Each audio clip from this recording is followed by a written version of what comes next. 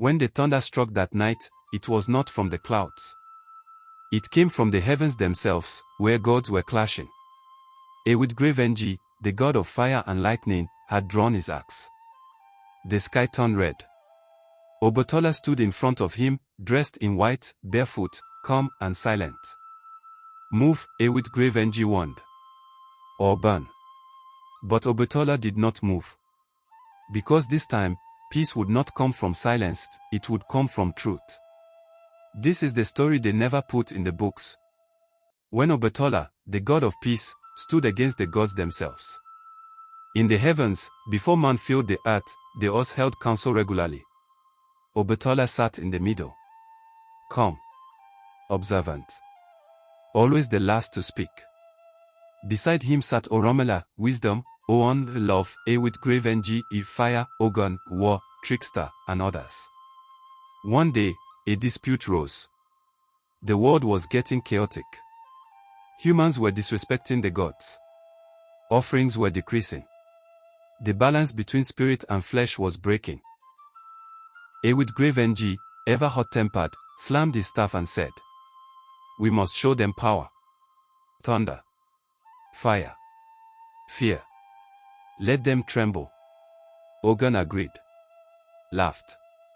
But Obatálá remained silent. Then he said, "Fear is not power. Power is in restraint. If we destroy, we lose what we were sent to protect." That was the day the line was drawn. Ewudgrevenji saw Obatálá's refusal as weakness. "You wear white and call yourself pure. But what did you create on earth? Humans with bent legs and blind eyes. You failed once, and now you judge me." Those words pierced Obatálá deeper than thunder ever could. He rose, slowly. The clouds around him turned pale and cold. "Yes. I failed," he said. "But I turned that failure into mercy." "What have you turned your anger into?" The council was silent. But the gods of fire and purity had begun a battle of principles that would shake both realms. In the spiritual realm, war is not fought with swords, it's fought with energy, intention, and divine forces. One night, Ewudgrevenji sent down thunder without permission. It struck a sacred Obatálá grove in Alife and killed a pregnant albino woman. The villagers wept and cried to the white god. They said, "Obatálá, your enemy has come to destroy your people." Obatálá returned to the heavens, knelt before Olódùmarè, and said, "Father, this must end. If fire keeps burning the earth, there will be nothing left to protect." But Olódùmarè said, "Then stop it.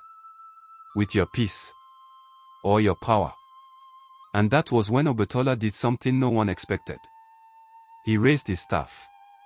Obatálá summoned the forces of calm, wind, silence, cold rain, slow-moving clouds. He did not scream. He did not threaten. But the atmosphere changed, his white robe extended into the clouds. His beads became chains of light. His eyes, normally soft, burned with ancestral light. As Ewudgrevenji prepared his thunder, Obatálá whispered an incantation so powerful, it silenced lightning. The thunder god raised his axe. But it dropped from his hand. Because in that moment, he saw every soul Obatálá had protected. The blind boy he healed. The deaf girl who sang true dance. The albino child born with divine visions. The cripple who became a king. Ewudgrevenji fell to his knees. "Forgive me," he said. "Your silence is heavier than my thunder." From that day, the Oz never questioned Obatálá again. He became more than the god of creation. He became the balance between fire and flood. Judge in conflicts. Protector of justice among spirits. Whisperer of truth in the middle of noise.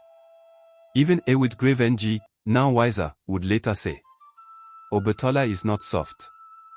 He is the hardest stone in white cloth." Many people think being quiet means you're weak. But Obatálá teaches us. Silence can calm storms. Purity can confront corruption. Calmness can stand against violence.